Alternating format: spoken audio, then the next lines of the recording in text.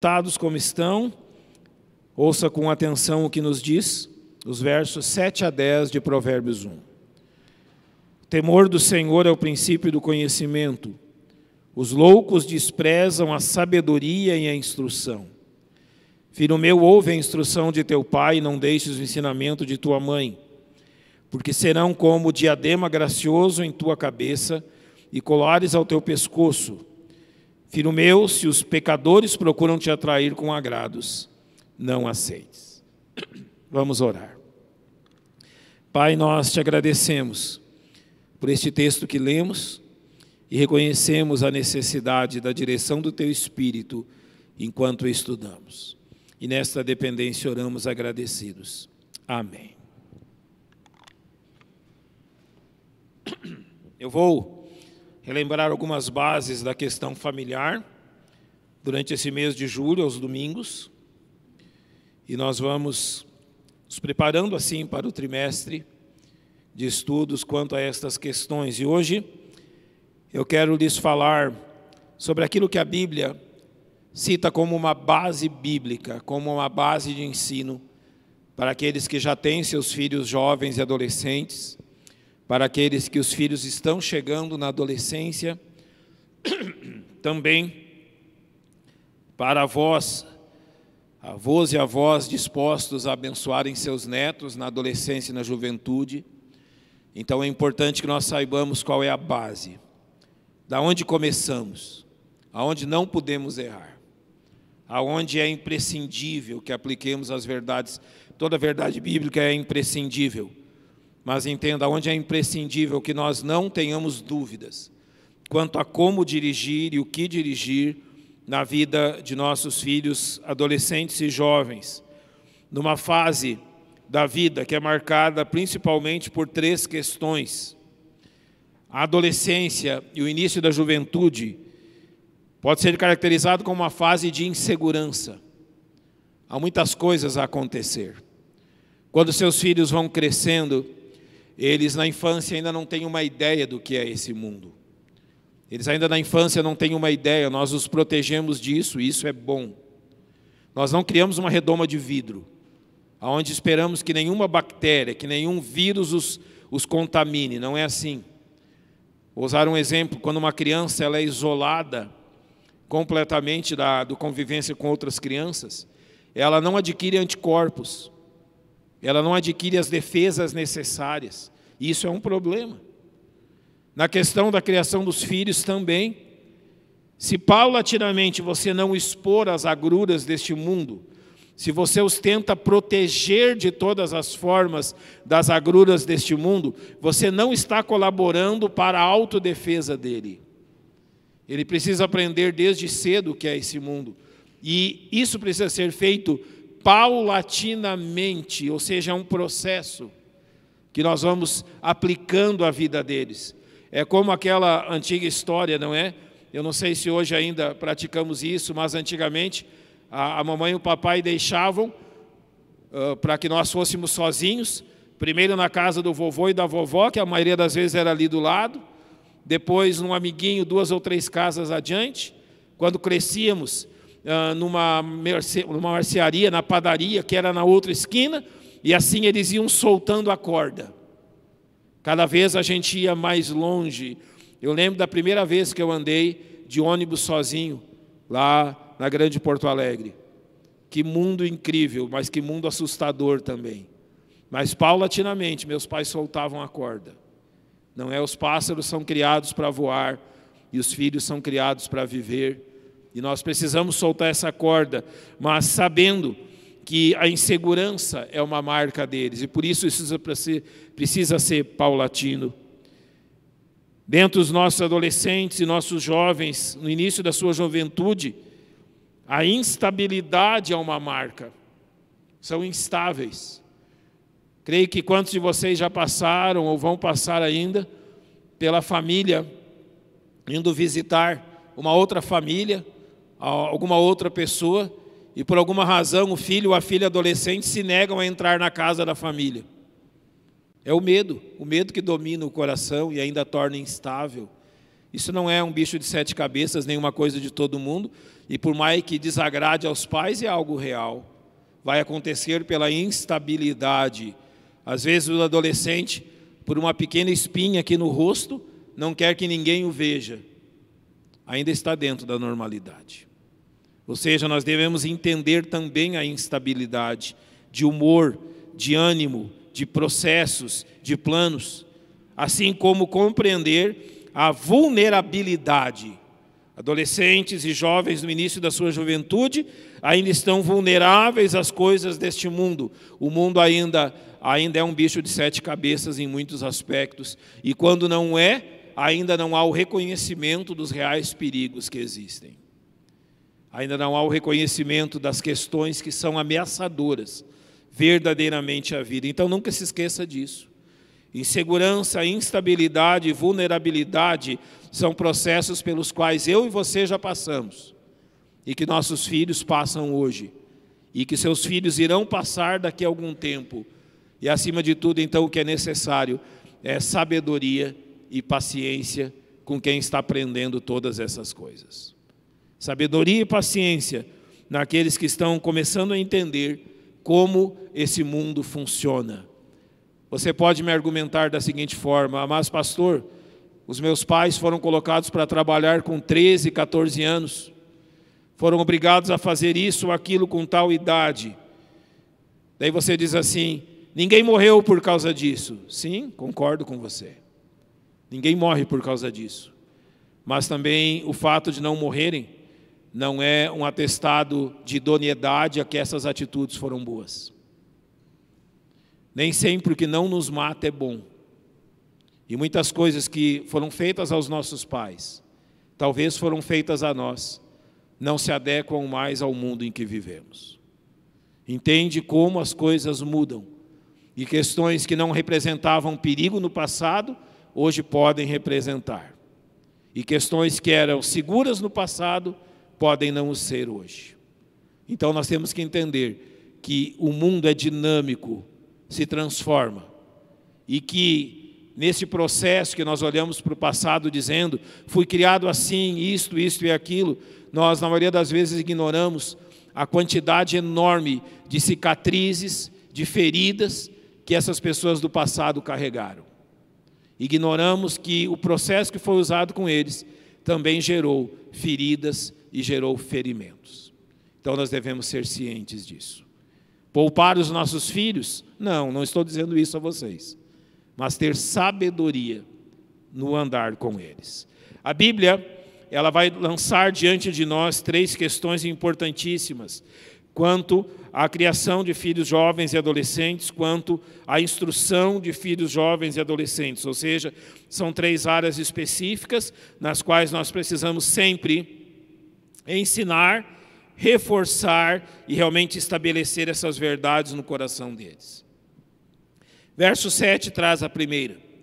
O temor do Senhor é o princípio do conhecimento, mas os loucos desprezam a sabedoria e a instrução. Por onde tudo começa, por onde se inicia a base, a fonte, qual é o ponto de partida naquilo que estamos plantando no coração de nossos filhos adolescentes. O temor do Senhor é o princípio, é a base, é o início, é o ponto de partida de todas essas coisas. Você pode ensinar muito, mas se você não ensina a temer ao Senhor, você ainda não ensinou nada. Saiba que tem um ponto de partida, pelo que tudo se estabelece. Há um ponto de partida, por onde tudo começa, e Provérbios é claro nisso. O princípio de tudo é que eles aprendam a temer o Senhor. Agora, qual a razão disso? Todos nós passamos por essa fase. E em determinado momento da nossa vida, nós começamos a ter medo das pessoas. Quando estamos saindo da infância, ou ainda na infância, de acordo com a vivência que temos, nós começamos a temer as pessoas. Isso se intensifica na nossa adolescência e ainda se mantém na nossa juventude em certo grau. Cada um de nós reage de uma forma ao temor das pessoas. Podemos nos tornar extremamente acanhados e tímidos, podemos nos tornar violentos, podemos nos tornar sem limites, cada um de nós reagirá de uma forma. Cada um de nós terá suas reações diante do seu próprio temperamento. Mas na base disso estará o temor que temos das outras pessoas. E o temor especificamente do quê? Do julgamento das outras pessoas. Como elas nos julgam, como elas nos veem, como elas nos recebem, como elas nos aceitam ou nos rejeitam. Então não é normal um adolescente sentir-se rejeitado por causa da cor do seu cabelo, do formato do seu cabelo. Não é normal sentir-se a menina rejeitada pelos padrões de beleza deste mundo, se muito magra, se mais gordinha, se ruiva, se isso, aquilo. O mundo está sempre julgando. Isso gera neles o quê? Um temor pelo julgamento, um temor pela exclusão, um temor realmente por aquilo que o mundo pensa deles. Agora você imagina um mundo anticristão como esse e os nossos filhos cristãos na escola e na faculdade, o que passa na mente deles. Estão sempre sendo julgados. Sempre sendo julgados por suas palavras, por sua conduta, pelas suas roupas, pela sua moralidade, e esse temor torna-se um temor dos homens. Quando nós ensinamos o temor do Senhor, nós estamos ensinando aquilo que Salmo 118, 6 diz. O Senhor está comigo, o que me pode fazer um homem? Salmo 118, verso 6. Quando Deus está conosco, qual é o poder dos homens? Inicie mostrando ao seu filho, e por isso eu falei semana passada, sobre o processo de conhecimento de Deus. Como nós vamos adquirindo o processo de conhecimento de Deus. E hoje, neste versículo, por exemplo, de Salmo 118, mostra que esse processo nos leva a entender que Deus está ao nosso lado. Por que nós tememos os homens? Nos protegemos deles, mas não os tememos. Então essa é a importância de ensinar o temor do Senhor. Se você pode ler comigo Gênesis capítulo 3, versos 4 e 5, o temor do Senhor é principalmente estabelecido no coração dos nossos filhos, quando nós realmente os fazemos entender a quem eles prestarão contas. Quando Adão e Eva pecam, é dito, a serpente diz a eles antes de pecarem, certamente não morrereis, porque Deus sabe que no dia em que dele comerdes se abrirão os vossos olhos e sereis como Deus, sabendo o bem e o mal. Ou seja, a serpente perguntou a ele, Satanás perguntou, o que Deus disse? Eva respondeu, e Satanás colocou a sua versão, não, vocês não vão morrer. Vocês não vão precisar prestar contas dos seus atos. Esse temor do Senhor nos leva realmente a mostrar a eles, a demonstrar a eles para quem eles prestam contas. Que muito além dos seus pais, ou da sua igreja, ou da sua família, há um Deus no céu, e é com Ele que nos preocupamos. Irmãos, nós temos que ter muito cuidado com aquilo que eu chamo de moralismo. O que é um moralismo? É a conduta que leva em conta o que as outras pessoas pensam. É a conduta que leva em conta como as outras pessoas me julgam. Então, estou sempre preocupado se as pessoas estão pensando o que de mim. Isto é importante num certo sentido, pelo nosso testemunho. Mas, acima de tudo, a nossa conduta deve ser feita, vivida, com base no fato que Deus está nos vendo. Ou seja, não é apenas uma questão moral. É uma questão realmente entre eu e o meu Deus. Eu vou prestar contas a Ele. Se nós não ensinamos isso aos nossos filhos, nós corremos o risco de tê-los de uma forma diante de nós e de outra forma quando não estão perto de nós. Ou seja, eles agem de uma forma na nossa presença, agem de uma forma na igreja, agem de uma forma com quem os conhece e agem de uma forma completamente diferente longe dessas pessoas. Esse é o cuidado e a importância de mostrarmos como eles prestarão contas a Deus. E por fim, fazer entender este fato através, por exemplo, de Hebreus 4:13, que nos diz: e não há criatura alguma encoberta diante dele, antes todas as coisas estão nuas e patentes aos olhos daquele com quem temos de tratar. Ou seja, ensinar o temor do Senhor aqui é demonstrar a necessidade de um relacionamento pessoal com Ele e ensinar que o temor é fruto desse relacionamento. Estão nuas e patentes diante dos olhos daquele com quem temos de tratar, ou seja, a pessoa de Deus. Então, como inicia a instrução de jovens e adolescentes? Sempre demonstrando que Deus é real, que Deus está presente, Ele nos julgará, mas também é um Deus que nos abençoa e cuida de nós. Ou seja, em suma, a instrução dos adolescentes se volta a fazer com que o coração deles se volte a Deus, a amar a Deus, realmente a desejar Deus, a desejar uma comunhão preciosa com Ele, a desenvolver uma comunhão preciosa com Deus. Agora, pais, deixa eu, antes de terminar esse ponto, dizer-lhes aquilo que eu falei semana passada. Eu disse a vocês que tem 3 formas de apresentar Deus aos nossos filhos. Quem lembra das 3 formas? Primeira, exemplo. A segunda, exemplo. E a terceira, exemplo. Como que se ensina um filho a amar a Deus? Só tem um jeito. Você ama a Deus. Você reverencia a Deus. Você serve e adora a Deus em sua vida. Eu tenho que ser sincero com os irmãos. Não espere que os seus filhos temam a Deus se você não o teme. Não esperem que seus filhos amem a Deus se você não o ama. Não esperem que eles sirvam a Deus se você o serve. Mas espere, se você faz isso, que mesmo nas horas difíceis, esse Deus que você ama virá em seu socorro.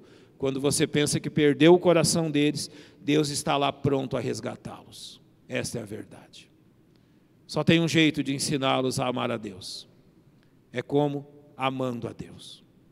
Ou seja, demonstrando a prática da sua vida. Como que os nossos filhos aprendem a ser crentes? Como aprendem a ser cristãos? Quantas horas eles passam por semana aqui na igreja? Quantas horas eles passam na reunião dos jovens, que graças a Deus na nossa igreja é muito bem frequentada? Quanto tempo eles passam aqui?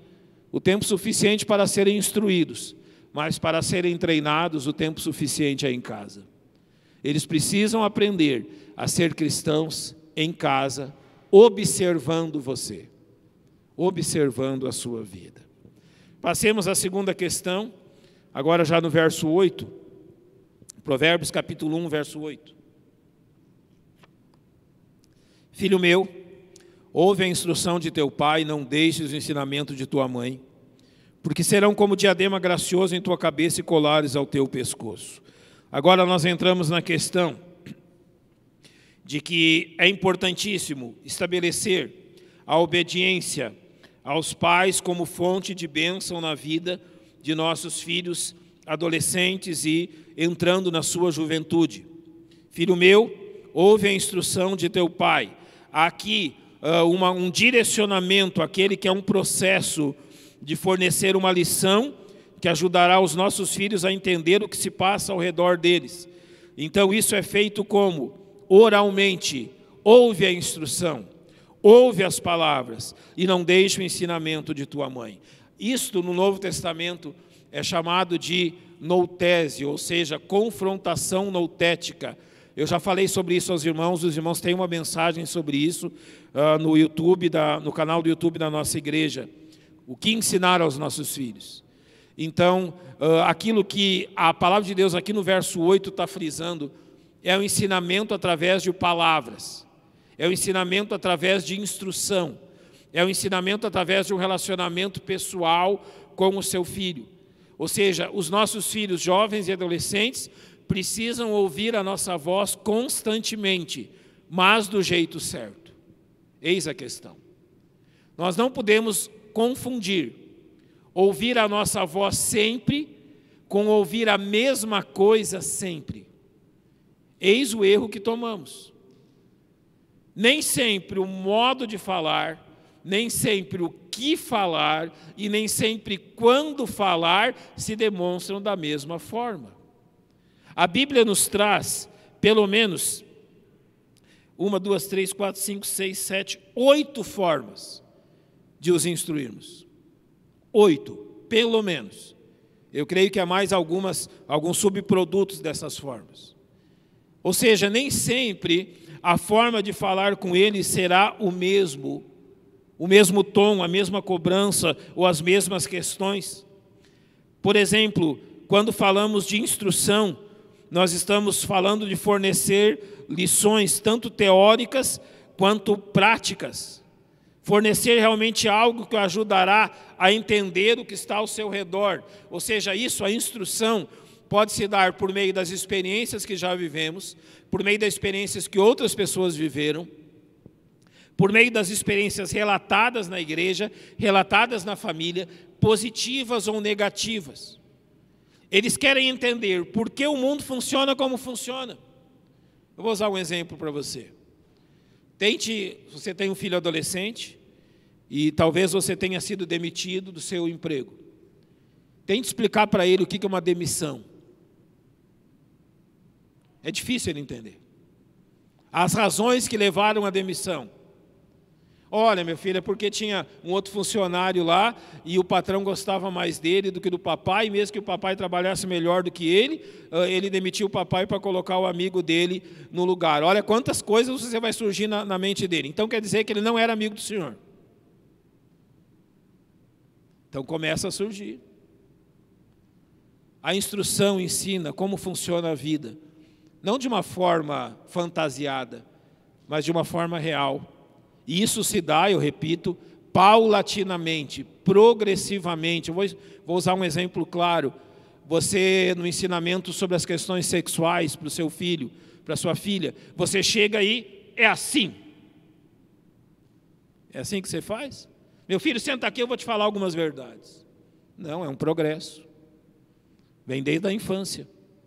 É uma instrução o quê? Progressiva. E esta instrução progressiva leva a entender como é a vida. Então a instrução, ela serve para que eles compreendam o que lhes cerca. O que acontece com tudo isso? O que acontece nesta questão toda? Depois disso vem o ensino, e eu trabalhei com isso com os irmãos, em Deuteronômio 6, 6 a 9, na última semana, que é o processo de compartilhar conhecimento. Daí entra, eu vou ser prático nisso, para não se tornar repetitivo nas questões, entra aquilo que nós já aprendemos a respeito de Deus e da vida. Quando nós falamos de ensino, nós estamos falando principalmente da pessoa de Deus e de como a pessoa de Deus se aplica à nossa vida. O que você ensina para os seus filhos? O que você ensina para eles a respeito de Deus, a respeito de como Deus age, das coisas que Deus faz? Você ensina a respeito disso que você já aprendeu, disso que você já foi instruído, disso que você já entendeu sobre as coisas de Deus e sobre o caminhar com Deus. Então o ensino é isso, olha, não é o meu ponto de vista, mas aquilo que Deus já me ensinou. É assim que funciona. Então nós vamos ensinando aquilo que aprendemos da palavra de Deus, de forma que aquilo que sabemos seja transmitido a eles. Quando? Deixa eu abrir um parêntese aqui.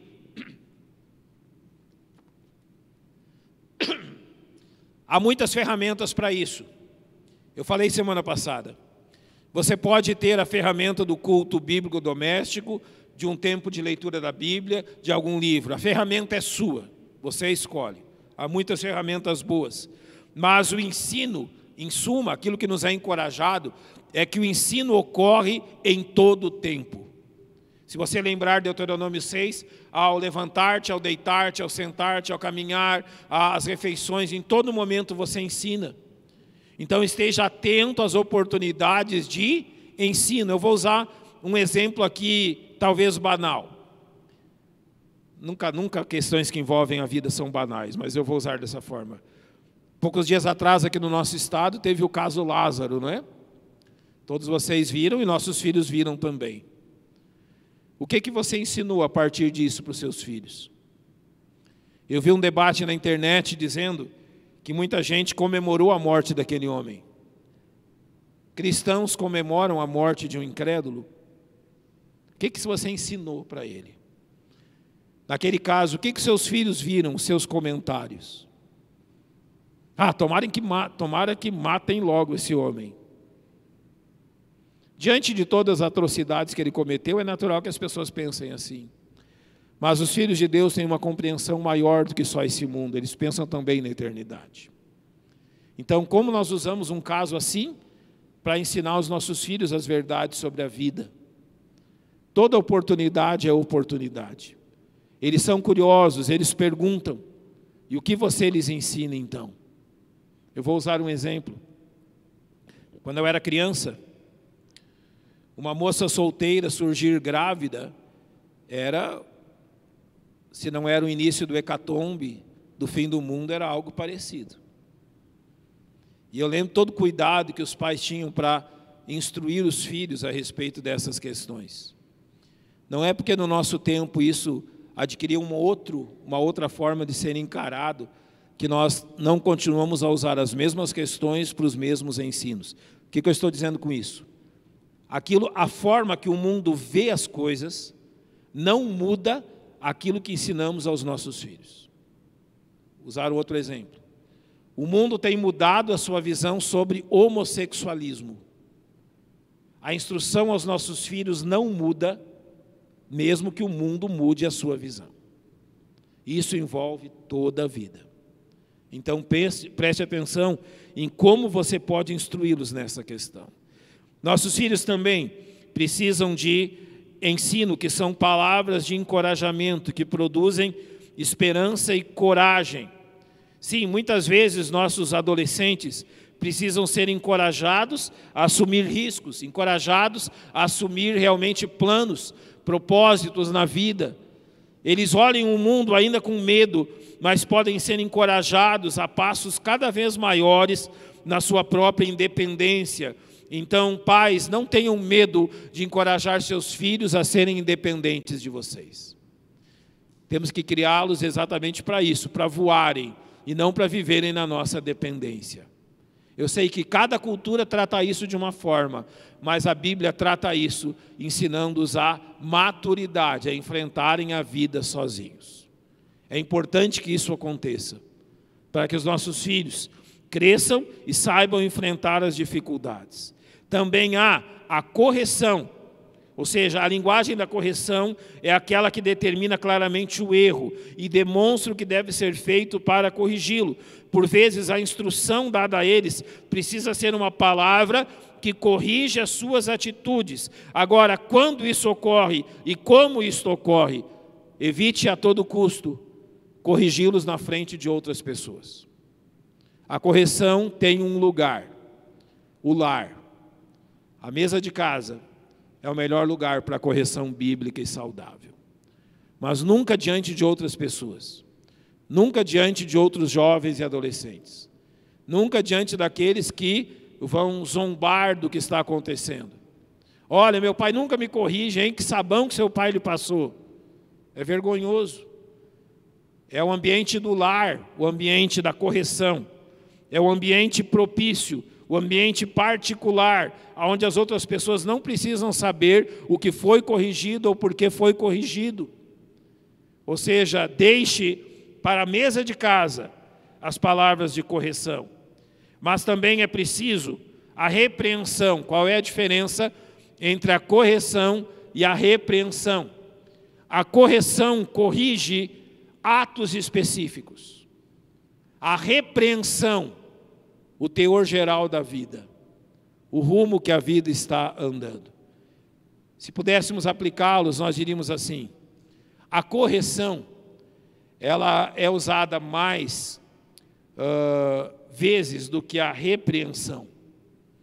Você pode corrigir seus filhos em determinadas coisas, e isso, temos que ter um cuidado nisso conforme eles vão crescendo. Quando eles ainda são pequenos, a palavra de correção ela é dada diversas vezes ao dia, porque eles estão aprendendo.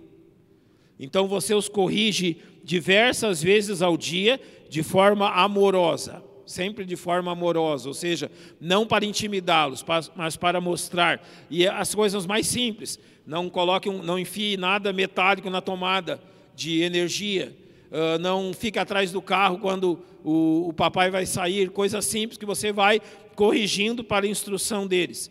A palavra de repreensão, ela ainda não se dá nessa idade, ou seja, você não vai repreender uma criança nesse sentido, você vai instruí-la e corrigi-la. Mas quando ela começa a tomar as suas próprias decisões, você precisa começar a repreender determinadas atitudes nessas correções.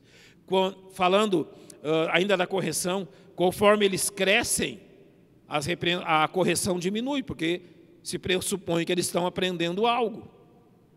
Agora, se nem a correção diminuiu, nem a repreensão diminuiu, significa que tem algo errado na instrução. Se os meus filhos pequenos estão sendo corrigidos, mas conforme eles crescem, 6, 7, 8, 9, 10 anos, parece que eu tenho que corrigir cada vez mais, você não precisa olhar para a criança para saber o problema. O problema não está nos filhos, daí o problema está em nós. Nós não estamos corrigindo da forma certa. Não estamos usando os instrumentos da forma certa. Só que um determinado ponto para frente, 13, 14, 15 anos, a correção já não tem mais o mesmo efeito que tinha. Nós nos corrigimos aqui ou acolá, então entra em campo a repreensão. Mas você não repreende alguém todo dia. O que eu diria a vocês que, conforme os nossos filhos crescem, nós passamos talvez de 6 ou 7 repreensões num ano. Eles chegam em 18, 19 anos, talvez seja preciso repreendê-los 2 vezes no ano. Quando chega aos 20, 21, perto de sair de casa, uma ou outra vez, aqui ou acolá. Mas se você precisa repreender todo dia da mesma forma e do mesmo jeito, daí já não é o filho. Daí são os pais. São os pais que estão agindo de forma incorreta. A repreensão e a correção são para serem usadas no momento certo. Se você tem um filho, usar a mesma idade dos meus, 19, 20, 21 anos, se você precisa repreendê-los 1 ou 2 vezes no ano, ainda está dentro de um bom patamar. Mas se vai além disso, você precisa pensar na forma que você está instruindo a eles. Daí já não é tanto uma questão deles, mas nossa mesmo. A Bíblia ainda tem uma forma de instrução que ela deve ser usada em situações extremamente urgentes. Essa a gente usa menos ainda. A Bíblia chama ela de apelo, que é uma comunicação intensa, um rogo, uma solicitação urgente para que haja uma mudança de atitude. Notem que nós passamos de correção, de repreensão, agora nós estamos num apelo. Elas têm uma intensidade maior, mas elas também têm um uso menor. O apelo é usado em momentos realmente dramáticos, quando é necessário apelar ao coração deles, e você deve estar pronto se em algum momento for necessário agir assim com seu filho jovem e adolescente. Além de tudo, há o aviso, ou seja, são os exemplos da vida diante de prováveis perigos. E eu termino falando da linguagem da oração, que é a demonstração aos nossos filhos que Deus é real e que Ele age na nossa vida. Quais dessas 8 formas de instrução são mais úteis? Você vai precisar julgá-las. É preciso sabedoria para entender quando e como elas serão úteis, quando e como elas serão aplicáveis. Ou seja, é preciso orarmos a Deus que nos ensine quando corrigir, quando repreender, quando apelar, quando encorajar, quando ensinar, quando instruir, e Deus nos ajudará através das orações. Por último, a terceira questão está em Provérbios 1:10. Acompanhe comigo. Filho meu, se os pecadores procuram te atrair com agrados, não aceites. A terceira grande questão, nós começamos pelo temor do Senhor, passamos pela obediência e dar ouvidos aos pais, e agora nós tratamos da questão que é uma base, ensiná-los, exortá-los a se afastarem da impiedade. Notem a sequência a partir do verso 10. Filho meu, se os pecadores, ou seja, pessoas que vivem contra os ensinamentos de Deus, procuram te atrair com agrados, não aceites. Nós temos que começar aqui por um ponto. Isso vai acontecer. Os pecadores vão procurar atrair os rebeldes deste mundo, as pessoas ímpias deste mundo, procurarão atrair os nossos filhos, sem dúvida. A primeira questão é, não pense que isso não vai acontecer com seus filhos. Aconteceu comigo, com você, e vai acontecer com os meus filhos e os seus filhos. Isso é uma prática deste mundo tenebroso. Atrair os filhos de Deus às suas práticas malignas. Então, quando os pecadores fizerem isso, eles vão usar de agrados, ou seja, esta é a estratégia. E a estratégia normalmente se dará de que forma? Tudo que você não dá, tudo que você não deixa, tudo que você não permite, olha, é o que tem de melhor no mundo. O proibido, a gente não brincava assim, que a goiaba roubada sempre é a melhor, porque incluía a adrenalina de roubá-la, não é? Ser pego pelo vizinho roubando goiaba. Ou adrenalina, incrível. Tudo aquilo que proibimos, tudo aquilo que dizemos não, sempre terá um gosto melhor, e o mundo sabe disso. E o que o mundo faz então? Procura atraí-los com promessas, com agrados. Olha o verso 11, se disserem, vem conosco a tocaias de sangue, embosquemos o inocente sem motivo. Sempre tem aqui a questão da adrenalina, sempre tem aqui a questão da liberdade, sempre tem aqui a questão da emoção, da aventura, do desconhecido, daquilo que é proibido, mas que é tão incrível. Esse é o convite. Você está vivendo essa vidinha de igreja aí? Você está vivendo dessa forma aí? Você nem imagina como o mundo é. Quem de nós não ouviu isso? Quem de nós não passou por isso? Traguemo-los vivos como a sepultura e inteiros como os que descem à cova. Acharemos toda sorte de bens preciosos. Encheremos as nossas casas de despojos. Olha, nós vamos ganhar muito com isso. Lança a tua sorte conosco. Qual é a oferta? Companheirismo. Vem com a gente. Você não vai ficar sozinho. Agora deixa eu abrir um parênteses aqui. Por que filhos?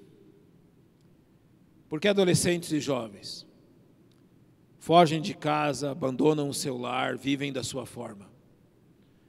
Todos eles recebem o convite do mundo.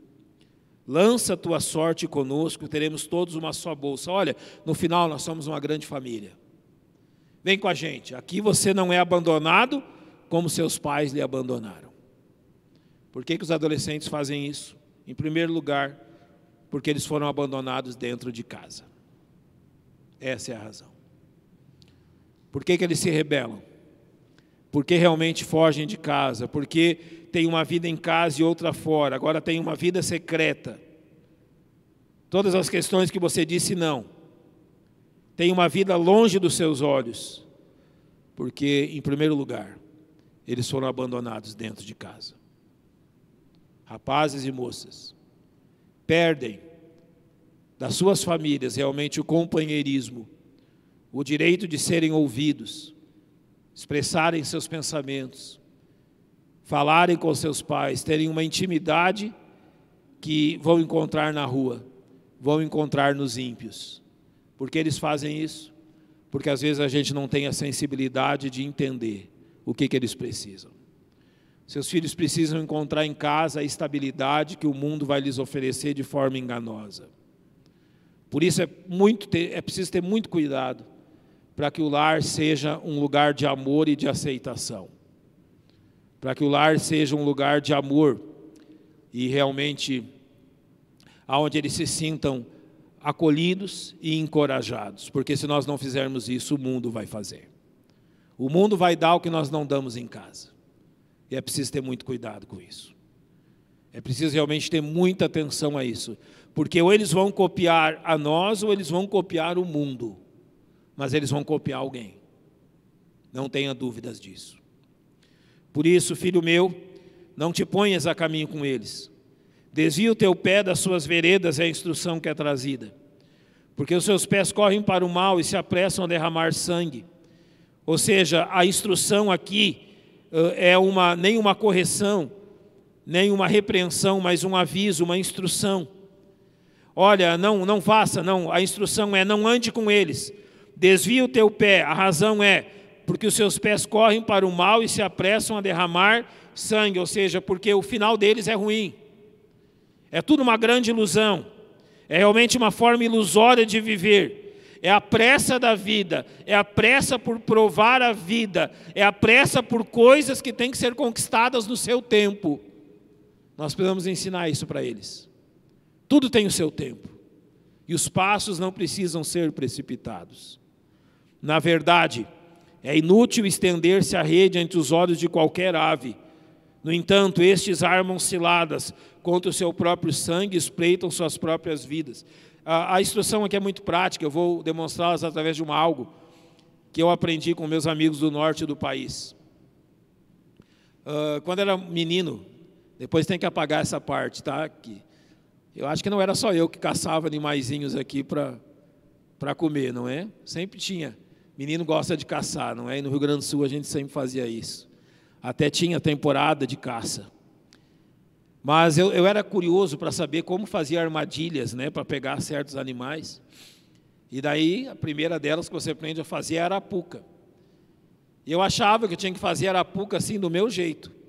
Então, usava os materiais que eu queria, usava as formas que eu queria, o jeito que eu queria. Nunca peguei nada. Sempre foi zero de aproveitamento. Meus amigos lá do Amazonas me ensinaram como que fazia. Ele dizia, em que lugar vive o animal? Você tem que observar isso. Vive em tal lugar. Quais são os materiais que você encontra em tal lugar? Esse. Então é esse que você vai usar. Não é algo estranho, é algo que tem ali. O que tem de comida? Eu colocava mortadela para os bichinhos virem debaixo da arapuca. Eles diziam, não, você tem que colocar a comida que tem no lugar. Tudo muito natural. E olha, era incrível que sempre tinha algum animalzinho lá. Sempre tinha alguma coisa lá. Mas eles faziam como? Olha o que o verso 17 diz. É inútil estender-se a rede ante os olhos de qualquer ave. Ela está vendo o perigo. O problema das minhas arapucas é que ela era uma arapuca mesmo. Os animais olhavam lá. Qual foi o idiota que fez isso? Que achou que a gente ia cair nesse negócio. Era visível. Agora ele diz que a vida dos ímpios é exatamente o contrário disso. Eles veem a arapuca, eles veem o prejuízo, eles veem o fim, mas mesmo assim eles caem. Notem que os animais são mais inteligentes que eles nesse sentido. Então, o que é feito com os nossos filhos? Nós abrimos os olhos deles para dizendo, você está vendo? Daí aqui eu quero abrir mais um parêntese. Se você acha que vai conseguir desviá-los de alguns caminhos, simplesmente com a sua autoridade, olha, você está enganado. Conforme eles vão criando força, eles vão criando também sua própria vontade, e a nossa disciplina vai caindo de lugar. Por vezes, é preciso que nós mostremos para eles a realidade das coisas. Não escondamos dos seus olhos. Sejamos sinceros quanto ao resultado disso. A gente pode ter muitos argumentos, mas a realidade, ela é muito maior que os nossos argumentos. E mostrando realmente a realidade da vida, nós os ensinaremos a realmente fugir de tais coisas. Por isso o verso 19 termina dizendo, são assim as veredas de todo aquele que usa de cobiça, ele põe a perder a alma dos que a possuem, ou seja, em suma, como nós encerramos isso, demonstrando a importância de preservar a própria vida. E preservar a própria vida para quê? Para o nosso próprio gozo, para o nosso próprio proveito, não. Como um instrumento de honra e glória ao nosso Deus. Sempre. A gente começa e termina por Deus, não por nós mesmos. Começamos e terminamos mostrando como a vida com Deus, do princípio ao fim, é uma vida desejável. Começamos mostrando como a vida com Deus, do princípio ao fim, é uma vida realmente de sucesso. Eu quero falar, o que afinal você considera sucesso? Eu quero terminar com isso. O que é ter sucesso, gente? O que é realmente ser bem-sucedido? É ser rico, é ter muitas posses, é ter determinadas profissões. O que realmente é ser bem-sucedido? Um pobre pode ser bem-sucedido? Uma pessoa que não tenha uma instrução, vamos dizer, do mais alto nível, pode ser bem-sucedido? Homens que trabalham em serviços simples são bem-sucedidos? Afinal de contas, o que é ser bem-sucedido? Você entende a armadilha que a gente pode estar colocando na vida dos nossos filhos? A armadilha do ser bem-sucedido pode destruir a vida deles. Eu vou, em determinado momento dos estudos, a partir de agosto, demonstrar coisas que a gente deve e não deve dar aos nossos filhos, biblicamente, para que a gente tenha uma visão correta do que é ser bem-sucedido. Então eu posso terminar dizendo exatamente isso. Ser bem-sucedido, acima de tudo, é chegar ao céu. Se não chega no céu, fracassou tudo. Se eu não vou encontrar os meus filhos do lado de lá, não valeu a pena. Fracassei. Se fiz a minha parte, mesmo assim se mantiveram duros, Deus há de dar o consolo e mostrar que em tudo Ele tem um plano. Mas sucesso diz respeito a Deus e não a este mundo. Ser bem-sucedido diz respeito a Deus e não a este mundo. Então, coloquemos isso em nossa mente. 3 coisas. Ensiná-los o temor de Deus, ensiná-los a importância de ouvir-nos e, finalmente, ensiná-los, no verso 10, a rejeitar esse mundo. Eu vou abrir aqui, nós temos uns minutos ainda. Se há alguma pergunta, alguma questão que não ficou bem explicada, que a gente pode usar esse tempo. Ou até mesmo alguma questão prática que a gente deve elaborar melhor. Alguém? Alguma questão que não ficou bem estabelecida? É aquela história, né? Ou entenderam tudo ou não entenderam nada, não é? Ficou alguma dúvida, gente? Alguma questão que a gente possa ajudar? Ok, então, vamos orar. Eu vou pedir que nós cantemos o 85 do livro de Cânticos para nós nos despedirmos nesta manhã. Nós vamos orar primeiramente.